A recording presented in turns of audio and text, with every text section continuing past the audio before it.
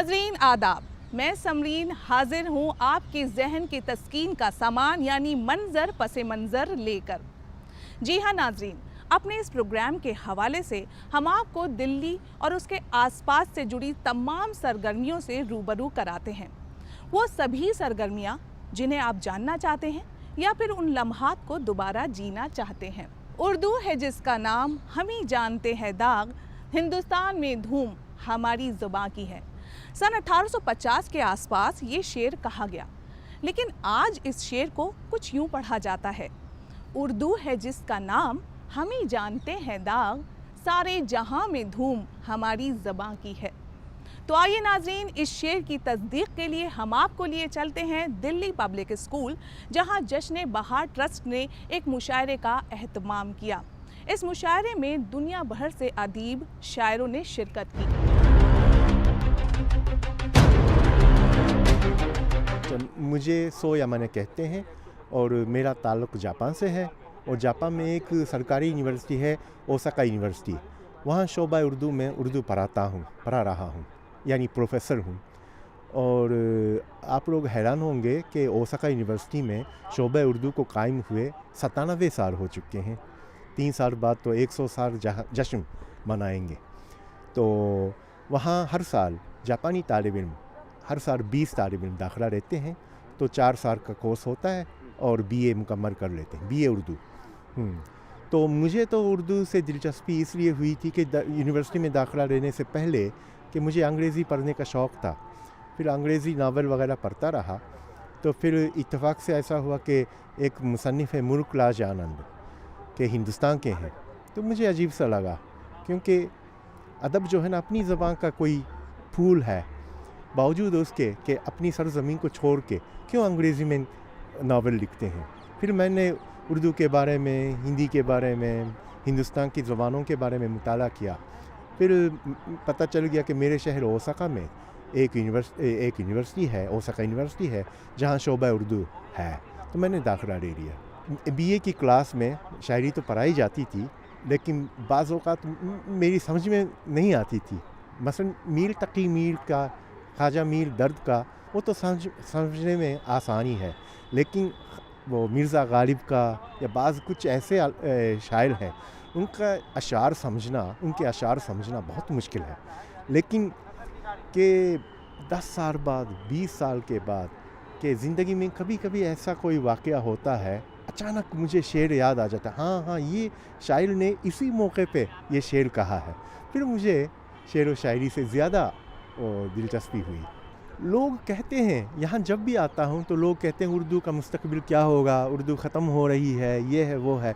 यानी रस्मुल ख़त यानी लिखाई के हवाले से तो यानी समझने वालों की तादाद कम होती जा रही है, मुझे तो लगता है। लेकिन कि उर्दू के मिजाज को समझने वाले, देखिए कि बॉलीवुड की फ़िल्में हैं, जो फ़िल्मी गीत हैं, इसमें कभी इसका मौजू है ना कि इश्क में कामयाब नहीं होता, हमेशा इश्क में नाकाम होता है। ये फ़िल्मी गीतों में भी कि ये उर्दू का मिजाज है, गज़ल का मिजाज है। जब तक ये उर्दू की गज़ल का, उर्दू शायरी का मिजाज ये लोग पसंद करेंगे, उर्दू ख़त्म नहीं हो सकती। इसी तरह अरब से आए एक शायर ने उर्दू से मोहब्बत का बरमला इजहार किया। आइए देखते हैं एक रिपोर्ट। मेरा नाम है उमर सालिम महदार अल-दरुस। मैं जिद्दा सऊदी अरब से आया हूँ और मैं वकील हूँ, सुप्रीम कोर्ट में वकील हूँ। और उर्दू से मुझे मोहब्बत है, इसलिए कि मैं कराची में उर्दू सीखा हूँ, काउंसलेट में सर्विस करता था और मास्टर डिग्री किया हूँ उर्दू लैंग्वेज में। और उर्दू से बहुत मोहब्बत है, इसलिए मैं आज 20 साल से काम नवाजी के मुशायरों में शिरकत कर रहा हूँ, जश्न बहार में। मैं बुनियादी तौर पे अरबी में लिखता हूँ। हमारे उस्ताद ने कहा कि आप तर्जुमा शुरू करें, क्योंकि अरबी और उर्दू में कोई ज़्यादा फ़र्क नहीं है। जो रस्मुल ख़त हैं और वज़न, काफ़िया, बहूर सारे अरबी की तरह है, कोई इख्तिलाफ नहीं। थोड़े से चंद अल्फाज जो हिंदी अल्फाज हैं, उर्दू को जो खूबसूरती दी गई है हिंदी अल्फाज से, फ़ारसी अल्फाज हैं। अक्सर 55% 60% से ज़्यादा सारे अरबी के अल्फाज हैं। जो आप लोग जो अल्फाज इस्तेमाल करते हैं, इस्तेमाल का लफ्ज़ हैं, मुख्तलिफ़ का लफ्ज़ हैं, अंदाज़े का लफ्ज़, सारे अरबी अल्फाज हैं। तो कोई नई चीज़ नहीं है। मैं एक चीज़ आपको बता दूं कि मुझे दुनिया में जो अवार्ड मिले हैं, जो इज़्ज़त मिली है, जो शोहरत मिली है, उर्दू की सबब से। सबसे पहले अवार्ड मुझे राजीव गांधी का अवार्ड मिला है उर्दू की सबब से। मैं अपने वतन में बहुत बड़ा शायर हूँ, कोई नहीं जानता है, मगर उर्दू की सबब से सारी दुनिया जानती है। उर्दू का मुझ पे फ़ضल और एहसान है कि सारी दुनिया को अरबी शायर उर्दू बनाया है। तो उर्दू, इसलिए मैं बार बार आता हूँ हिंदुस्तान उर्दू के लिए। उर्दू जिंदाबाद। उर्दू किसी नवाब की जागीर तो नहीं, अहले जुनू के पाँव की जंजीर तो नहीं, एक रब्त की ज़ुबान है तकसीर तो नहीं, उर्दू से इश्क करने पे ताज़ीर तो नहीं।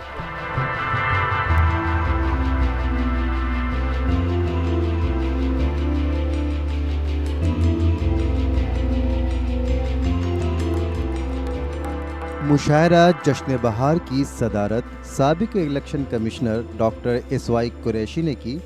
इस मौके पर जश्न बहार ट्रस्ट की बानी कामना प्रसाद ने इस मुशायरे के मुताल्लिक हमें बताया। देखिए, जश्न बहार 1999 में बहुत तनावर दरख्तों के आशीर्वाद से शुरू किया गया और इसमें अली सरदार जाफरी, खुशवंत सिंह, MF हुसैन, कुरुतुलैन हैदर और कैफ़ी आज़मी, कुलदीप नायर सब थे शामिल।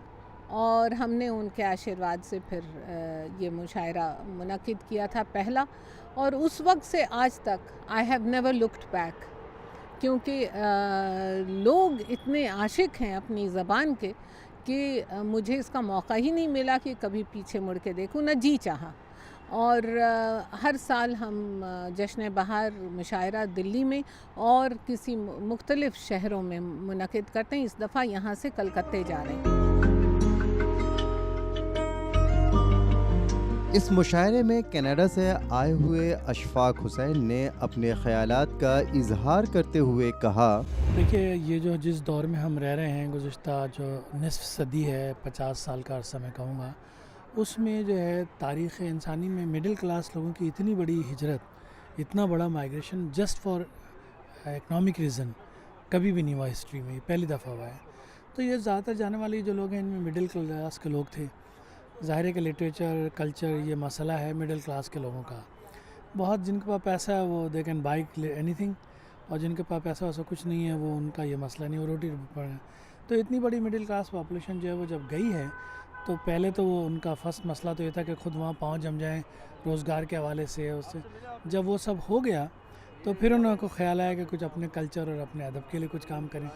तो अब उस फेज़ में है जहाँ एक पूरी जनरेशन जो है गुज़श्ता 25-30 साल से अदबी और कल्चरल एक्टिविटीज़ में इन्वॉल्व है। तो कनाडा भी अमेरिका की तरह, बरतानिया की तरह एक मुल्क है जहाँ पर ये एक्टिविटीज़ रहती हैं। वहीं दूसरी तरफ उर्दू से मोहब्बत का इजहार करते हुए शबीना अदीब ने यूँ कहा, मैं समझती हूँ कि इस नाजुक हालात में ये मुशायरे हों या कवि सम्मेलन, ये एक बहुत बड़ा काम करते हैं, क्योंकि ये तहज़ीब को, अदब को तो ज़िंदा रखते ही हैं और साथ उन हालात पर भी रोशनी डालते हैं जो लोग जहर उगलने का काम करते हैं। तो उसमें भी ये मैसेज देने का काम करते हैं कि आइए हम लोगों को मोहब्बतों का एक पैगाम दें। मैं भी चाहती हूँ कि मैं गुफ्तगू न करके शेर के ज़रिए से उस बात को कहूँ। एक शेर है मेरा कि मुझे देखना है किससे, इस मुशायरे और कवि सम्मेलन के ज़रिए से, इसका अपना मिशन, इसका अपना मकसद, उसके ज़रिए से मेरा एक शेर है कि मुझे देखना है किससे मेरा शहर होगा रोशन, मुझे देखना है किससे मेरा शहर होगा रोशन, वो मकान जला रहे हैं मैं दिए जला रही हूँ। मंजर भोपाली ने भी अपने ख़यालात का इजहार कुछ इस तरह से किया। मोहब्बतों के चिरागों की ज़िंदगी कम है, मोहब्बतों के चिरागों की ज़िंदगी कम है, दिए जलाओ के दुनिया में रोशनी कम है। देखिए, पूरी दुनिया में इस वक्त मुशायरे मुनक़िद हो रहे हैं जो कभी नहीं हुए, इतनी बड़ी तादाद में मुशायरे मुनक़िद हो रहे हैं। मगर न जाने क्यों लोगों को ये ऐसा लगता है कि उर्दू धीरे धीरे ख़त्म हो रही है या उर्दू तरक्की नहीं कर पा रही है। मैं समझता हूँ कि उर्दू इसके लिए ये वक्त बहुत अच्छा है, ये समय उर्दू का है। और यहाँ हिंदुस्तान में तो उर्दू पूरी तरह महफूज है और ख़ूब तरक्की कर रही है। हर सूबे में तकरीबन 12-13 सूबों में उर्दू एकेडमियाँ हैं और दूसरे उर्दू कौंसल हैं, मौलाना आज़ाद यूनिवर्सिटी है, उर्दू यूनिवर्सिटी है। तो अब इससे ज़्यादा और क्या चाहिए। और पढ़ने वालों की तादाद भी लाखों में, करोड़ों में है। तो उर्दू से मोहब्बत करने वाले सिर्फ एक ही विशेष वर्ग के लोग नहीं हैं, बल्कि पूरी कौम, हिंदुस्तानी कौम उर्दू से मोहब्बत करती है और उर्दू को यहाँ कोई ख़तरा नहीं है। जहाँ तक मुशायरों का सवाल है कि मुशायरे का मकसद क्या है, तो मैं समझता हूँ कि इस वक्त मुशायरे का मकसद सिर्फ मोहब्बत है और मोहब्बत है और मोहब्बत है, और इश्क करते रहो उर्दू ज़बान से। देखिए, अमेरिका में शायरी या किस तरह से मैं साइंस का तालिब इल्म था। मैंने ज़िंदगी में कभी उर्दू नहीं पढ़ी। मैं वहाँ जाने के बाद हम लोगों ने एक अलीगढ़ एसोसिएशन बनाई थी 1975 में। कुल 20-25 लोग थे, लेकिन हमारे मंसूबे बड़े थे, तो हमने सोचा कि हम लोगों को एक कम्युनिटी चाहिए। जहाँ तक मेरा शायरी का ताल्लुक़ है, वो ये हुआ कि मुझे शौक़ तो था। आज़मगढ़ में जिस माहौल में मैं पढ़ा था, उर्दू तो हमारे प्राइमरी स्कूल में थे जब ही ख़त्म हो गई थी क्लासेस से, लेकिन वहाँ माहौल बहुत अच्छा था, अदबी था। अलीगढ़ में आए तो बहुत बड़े बड़े नाम उस वक्त यूनिवर्सिटी में थे, तो मेरे अंदर एक चीज़ थी। और फिर उसके बाद 1975 से हम वहाँ मुशायरे करा रहे हैं, तो उसमें शायरों से मिल कर के और धीरे धीरे हुआ। फिर कभी आदमी को ज़िंदगी में कहा झटके लगते हैं, हमको ज़रा देर में लगा, तो हमने भी थोड़ी बहुत शायरी शुरू कर दी। तो ज़बान जो है वो ज़रूरत के तहत हो गई है। तो अब ज़रूरत की ज़बान सिर्फ रह गई अंग्रेज़ी। तो इवन यूरोप की बड़ी ज़बानें जो थी, इटालियन है, आपकी ग्रीक है, ये कल्चरल लैंग्वेज बन गई। तो उर्दू एक कल्चरल लैंग्वेज है ना। अमेरिका का ज़रूरत जो है, अमेरिका की 23 यूनिवर्सिटीज़ में उर्दू पढ़ाई जाती है।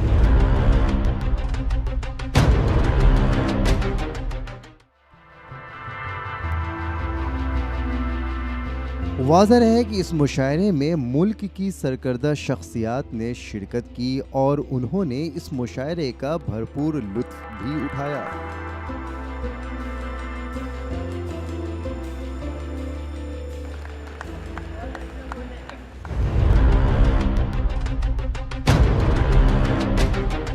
तो नाज़रीन, देखा आपने कि किस तरह से उर्दू अपनी मकबूलियत हासिल कर रही है। किसी ने सच ही कहा है, वो करे बात तो हर लफ्ज़ खुशबू आए, वो करे बात तो हर लफ्ज़ खुशबू आए, ऐसी बोली वही बोले जिसे उर्दू आए। दोस्तों, दिल्ली न सिर्फ एक राजधानी है, बल्कि हिंदुस्तान का दिल है। जितने अदबी सकाफ़ती प्रोग्राम यहाँ मुनक़िद किए जाते हैं, वो शायद ही कहीं और होते हों। तो चलिए आपको भी दिखा देते हैं इन्हीं प्रोग्रामों की एक झलक। नाज़रीन, गुज़श्ता दिनों आर्या समाज ने एक कवि सम्मेलन का इनाक़ाद किया, जिसमें उन्होंने अपने ख़यालात का इजहार करते हुए अपने कविताओं से सामीन को महजूज़ किया और एक पैगाम भी दिया। मौत तो कायरों की होती है दोस्तों। शहादत में हमें अपना नाम लिखाना पड़ेगा, शहादत में हमें खुद अपना नाम लिखाना पड़ेगा। जिंदगी लौट नहीं आएगी, हमें खुद बुलाना पड़ेगा। इनकलाब आएगा नहीं लाना पड़ेगा। कि आंगन में चिड़ियों का आना जाना बंद हुआ, सुने सुने देखो आज घर द्वार हो गए। और हंसना हंसाना और रूठना मनाना भूले, कुनबे के दूर दूर परिवार हो गए। और कैसी सी पढ़ाई आज पीढ़ियां ये पढ़ गई, बाप से अलग बेटे के विचार हो गए।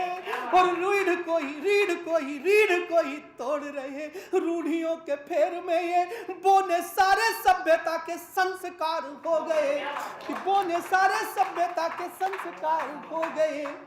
एक और छंद देखिएगा, आप सबको याद आएंगी वो दिन, याद आएंगी वो चीजें जिनको मैं इंगित करना चाहता हूं। सुनिएगा कैसे बदले, कैसे बाजार हमारे बीच में आ गया, कैसे बाजार ने हमें लील दिया, कैसे हम सब बाजारू हो गए। सुनिएगा कि चूल्हा और चक्की गए, बाजरा व मक्की गए, गेहूं की भी छान फूंक भूल गए यार हम। और खलतों में आटा लाते, नमक भी टाटा लाते, चटनी अचार सब लाते तैयार हम। तो दूध दही भात भूले, मीठी मीठी बात भूले, बच्चों को खिला के मैगी जता रहे प्यार हम। और छोटे छोटे बच्चे आज पिज्जा मांगने लगे हैं, घर में घुसेड़ लाए कितना बाजार हम, घर में घुसेड़ लाए कितना बाजार हम। वो भले छोटी कहानी छोड़ कर जाना और सख्त पत्थर पर निशानी छोड़ कर जाना, और डूबना या पार जाना हो तो ऐसा हो कि डूबना या पार जाना हो तो ऐसा हो कि आंख में दरिया के पानी छोड़ कर जाना। अंधकार के साम्राज्य को ध्वस्त किए ऋषिराज, अंधकार के साम्राज्य को ध्वस्त किए ऋषिराज, धर्म सुविद्या गान सब बनाया आर्य समाज।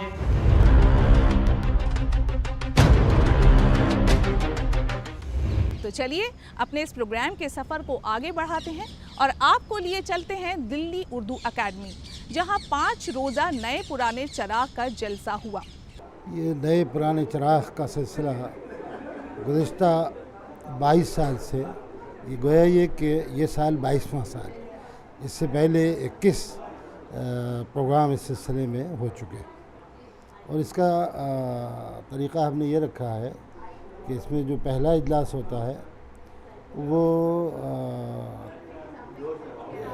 रिसर्च स्कॉलर्स को मौका दिया जाता है कि वो अपने तख्लीक़ी और जो तनक़ीदी और तहक़ीक़ी जो काविशें हैं उनको यहाँ पेश करें, और उसमें असातिज़ा को सदारत में बैठाया जाता है ताकि वो उन तहरीरों पर गुफ्तगू कर सकें और उसमें अगर कोई ख़ामी और खूबी है वो उसको बता सकें। इसके अलावा उसके बाद का इजलास तख्लीक़ी होता है खालिस, उसमें अफसाने या दूसरी नस्ल की जो अक़साम है वो पेश की जाती हैं। उसमें मुल्क के बहुत से मुमताज़ लिखने वाले और नए लिखने वाले मुश्तरका तौर पे अपनी निगारिशात पेश करते हैं, उस पर भी गुफ्तगू होती है। और आखिरी जो इजलास होता है वो मुशायरे का होता है। शायरों की तादाद माशाअल्लाह दिल्ली में खासी है। तो बहरहाल ये जब शुरू हुआ था तो ये सहरोज़ा होता था, उसके बाद ज़रूरत महसूस की गई कि इसको एक दिन और बढ़ाया जाए तो 4 रोज़ा हुआ, और इस बार मैंने ज़रूरत महसूस की जैसे कि डिमांड थी तो इसको 5 रोज़ा किया गया। इस जलसे में तनकीद निगार, तख्लीक़कार और शायरों ने शिरकत की। मुशर्रफ आलम ज़ौक़ी से जब फ़िक्शन के हवाले से बात की तो उन्होंने हमें ये बताया। अच्छा फ़िक्शन लिखने के लिए सबसे ज़रूरी है मुताला। जब आप दुनिया को समझना चाहते हैं, जब आप एक ज़िंदगी को समझना चाहते हैं, तो मुझे लगता है कि बग़ैर मुताला के आप फ़िक्शन नहीं लिख सकते। मैं बार बार कहता हूँ कि फ़िक्शन के पीछे एक बड़ा विज़न होना ज़रूरी है। तो बड़ा विज़न कैसे आएगा? अगर आपने जोग्राफिया का मुताला नहीं किया है, अगर आपने तारीख़ का मुताला नहीं किया है, अगर आपने मॉडर्न साइंस का मुताला नहीं किया है, तो आप इस दुनिया का मुताला कैसे करेंगे? एक बात और भी है कि फ़िक्शन का जो बुनियादी मंत्र है आज के दौर में वो है सियासत, सियासी शऊर। जब तक हमारे पास गहरा सियासी और समाजी शऊर ना हो, हम एक अच्छा फ़िक्शन नहीं लिख सकते हैं। इसलिए अच्छा फ़िक्शन लिखने के लिए, ख़ासकर नए लोगों के लिए, नई नस्ल के लोगों के लिए ये ज़रूरी है कि वो खूब मुताला करें, और मुताला सिर्फ़ अच्छे फ़िक्शन का नहीं करें बल्कि वो फ़लसफ़े का मुताला करें, वो इल्म नफ्सियात का मुताला करें, वो साइंस का मुताला करें, वो देखें कि हमारा मुस्तकबिल कहाँ जा रहा है, हम कहाँ हैं, हमारा आने वाला मुस्तकबिल क्या है, क्योंकि मुस्तकबिल की तारीफ़ बदल रही है। जी हाँ नाज़रीन, ज़ौक़ी साहब ने बिल्कुल सही फरमाया कि अगर आप कुछ लिखना या कहना चाहते हैं तो उसके लिए आपका मुताला मजबूत होना चाहिए। आपका मुताला जितना मजबूत होगा उतनी ही आपकी कलम और ज़बान में तासीर पैदा होगी। तो इस 5 रोज़ा तनकीदी, तख्लीक़ी और शेरी इजलास में और क्या क्या हुआ, आइए देखते हैं एक रिपोर्ट। उर्दू एकेडमी के 5 रोज़ा जलसे में आए हुए मेहमानों ने अपने ख़यालात का इजहार कुछ इस अंदाज में किया। शायरी में जो यकसानियत है उसका एहसास होता है, और शिकायत भी रहती है लोगों को कि सब लोगों की शायरी यकसा है, लेकिन ये आप लोगों के अफसाने सुनने के बाद ये एहसास हुआ कि कहानियों में यकसानियत नहीं है। बहुत अहम बात है ये। सबकी अपनी सोच है, सबकी अपनी फ़िक्र है, सबका अपना लहजा है, सबका अपना अंदाज़ है और सबका अपना तरीक़ा है पढ़ने का। मैंने 12 बरस हिमालय में और तिब्बत में काम किया है और मेरा काम यही था कि मैं परी कथाएँ, लोक कथाएँ, जो कहानियाँ लोग खुद गढ़ते हैं और सुनाते हैं, उनको जमा कर रही थी, उनको डॉक्यूमेंट कर रही थी, क्योंकि धीरे धीरे ये चलन ख़त्म होता जा रहा है कि दादी और नानी या कोई बुज़ुर्ग कहानी सुनाए बच्चों को और उससे बच्चों की एक तरह से एक अलग तरह की परवरिश हो, एक तरह का किरदार उनका बने। इस कोशिश में इन 12 सालों में मैंने देखा कि कहानी किस तरह से रूप बदलती है। कहानी का एक वर्जन नदी के इस पार होता है और नदी आप पार कर जाइए तो वही कहानी दूसरी तरह से ख़त्म होती है, उसमें दूसरे किरदार जुड़ जाते हैं। मुख्तसर सी कहानी बहुत फैल जाती है, उसमें नए किरदार आ जाते हैं, उसमें नए वाक़यात जुड़ जाते हैं और वो बुनियादी कहानी लेकिन एक ही रहती है। मसला ये है कि उर्दू का ओरल ट्रेडिशन है। ओरल ट्रेडिशन के बाद ज़बानी बयानिया, ज़बानी हिकायत, अगर हम किसी चीज़ को पेश करते हैं तो किस अंदाज से पेश कर रहे हैं। हमारे तालिब इल्म जब पढ़ रहे हैं किसी मकाले को तो किस अंदाज से पढ़ रहे हैं। क्या कोई तलफ़्फ़ुज़ की गलती तो नहीं हो रही है, क्या वो मुहावरे की गलतियाँ तो नहीं हो रही हैं, या शायरी जो पेश कर रहे हैं, जो कलाम पेश कर रहे हैं, गज़लें पेश कर रहे हैं, उसमें कोई साफ़ तो नहीं है, कोई कमी तो नहीं है। नए पुराने चिराग में एक तरबियत दी जाती है और इसी तरबियत के सहारे आहिस्ता आहिस्ता जो है वो बड़े कलमकार बन जाते हैं। यहाँ जो 5 रोज़ा सेमिनार हुए हैं ये बहुत ही अच्छा सेमिनार रहा है। इसमें नए पुराने तमाम तख्लीकारों को पढ़ने का मौका मिला। इसमें हमारे ख़ास करके जो नए तख्लीकार हैं उनको बहुत कुछ सीखने का मौका मिलेगा यहाँ से, और हमसे जो सीनियर लोग हैं उनसे भी हम लोग कुछ ना कुछ सीखते हैं। तो तख्लीक तो हमेशा एक समंदर की तरह है जो आपको हमेशा कुछ ना कुछ सिखा के जाती है, लेकिन ये जो सिलसिला इन्होंने शुरू किया है इस नए पुराने चिराग का, ये सिलसिला बहुत अच्छा है और ये सिलसिला जारी रहना चाहिए और आइंदा भी जारी रहना चाहिए। उर्दू से काफ़ी लगाव और दिलचस्पी है, क्योंकि ये हिंदुस्तान की नहीं, मेरे ख़याल से दुनिया की सबसे खूबसूरत ज़बान में से एक ज़बान है और इससे बोलने वाले की ज़बान में जो तासीर और जो जादू है, इससे मुझे एक शेर मैंने कहा इसके ऊपर कि क्या बताएं वो कैसा बोलता है, क्या बताएं वो कैसा बोलता है, ज़बान उर्दू है मीठा बोलता है। नए हालात के पेश नज़र मेयार बदला है, स्टूडेंट्स का मेयार बदला है और जाहिर है कि लिखने वाले जो हैं वो नए लिखने वाले अपने जो गिरदोपेश है उसी माहौल से वो लेते हैं। ज़ाहिर माहौल बदला है तो मेयार भी बदला है, तमाम चीज़ें बदली हैं और उस ज़माने में ये सब नहीं था। और पिछले 5 साल से जो हालात हुए हैं सोसाइटी पे जो जिनका असर है उसका असर लिखने वालों पर भी पड़ा है। और ये तो लिखने वालों की बात हो गई, लेकिन मेयार की बात करता हूँ, मेयार भी उसको उस हिसाब से पुराने लोगों को देख रहा हूँ कि वो कुछ उसको बनाने की कोशिश कर रहे हैं, नए लोग भी काफ़ी अच्छे तरीके से बना रहे हैं। अब ज़रूरत इसी बात की है कि उर्दू के मेयार की तरफ ज़्यादा ख्याल और ध्यान देना चाहिए और यूनिवर्सिटीज़ में इसका बहुत अच्छा काम हो रहा है।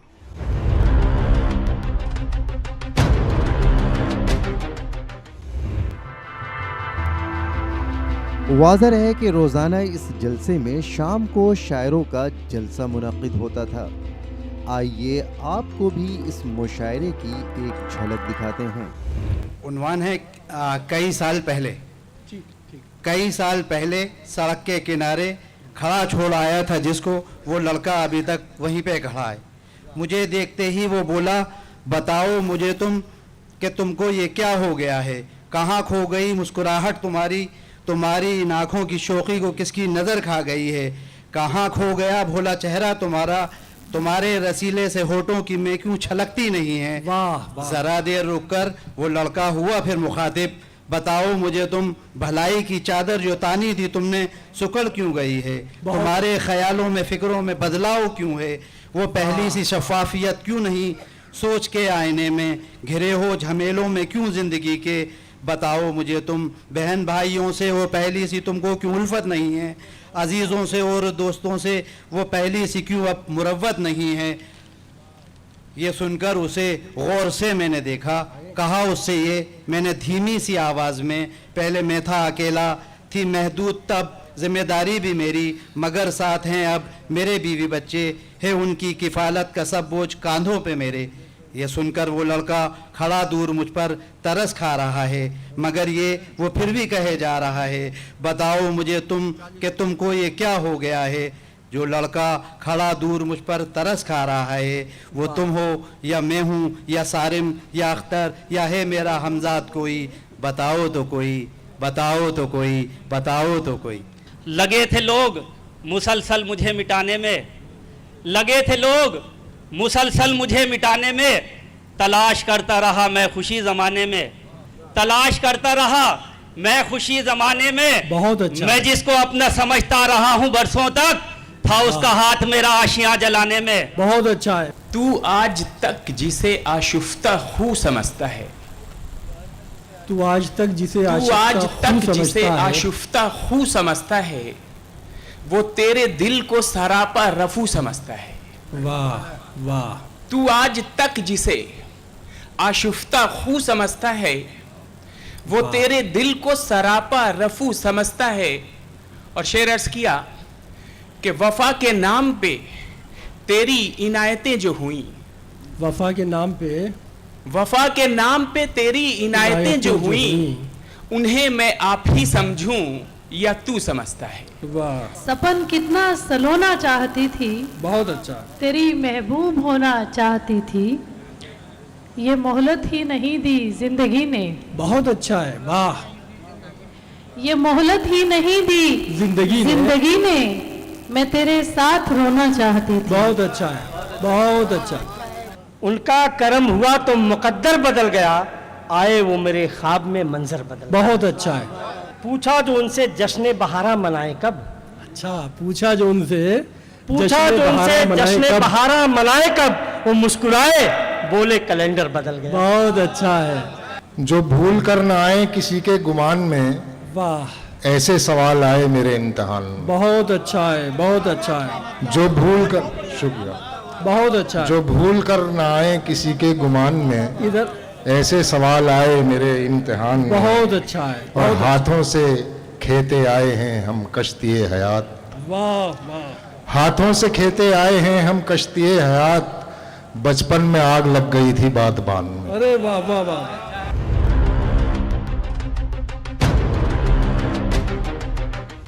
तो नाजरीन, देखा आपने कि किस कदर हमारे दरमियान अदीबों फनकारों का एक जमघटा सा लगा हुआ है और हर कोई अपने फ़राइज़ मनसबी को बखूबी अंजाम भी दे रहा है। हमारी यानी डीडी उर्दू की यही कोशिश रहती है कि हम आपको हर तरह के हालात से बाखबर रखें। अब अपनी इस कोशिश में हम कितना कामयाब हो रहे हैं, ये आप हमें लिखना ना भूलें। हमारा ईमेल आईडी है ddurdufeedback@gmail.com। तो दोस्तों, इसी के साथ हम इजाज़त लेते हैं और अगली बार कुछ ख़ास मनाजिर के साथ हम फिर आपके सामने हाजिर होंगे हमारे इस ख़ास प्रोग्राम यानी मंजर पसे मंजर में।